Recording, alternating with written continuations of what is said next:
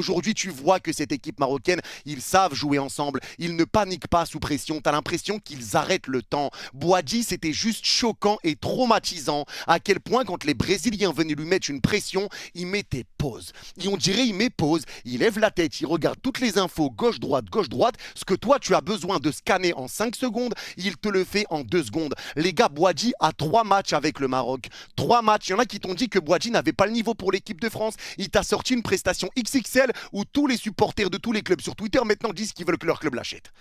Il a sorti un match monstrueux. C'était déjà le cas en Ligue des Champions contre le Real Madrid avec le LOSC. Boadji, c'est trop. Il s'est acclimaté très vite à cette équipe. Et quand tu vois à quel point il est solide, balle au pied, à quel point il sait ressortir sous pression, les récupérations qu'il fait, l'intensité, la solidité.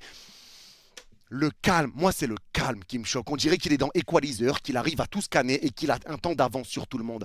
La pression, il ne connaît pas. Boadji a été impressionnant, mais c'est le cas également d'El Ainaoui qui a fait beaucoup de récupération, beaucoup d'efforts. C'était solide et il y avait une vraie cohérence pour le Maroc pour ressortir les ballons et ramener du danger sur la moitié de terrain brésilienne et sur la cage brésilienne. Tu as fait une première mi-temps où tu as été au-dessus de cette équipe du Brésil. Le seul problème, c'est qu'après l'ouverture du score et la récupération d'El Ainaoui, de El Khanouz, pardon, ça revient sur Mazraoui, il passe pour Brahim. Brahim, la passe qu'il met, elle est sensationnelle pour Saïbari. Et la finition de Saïbari, elle est folle, le super lob sur Alisson.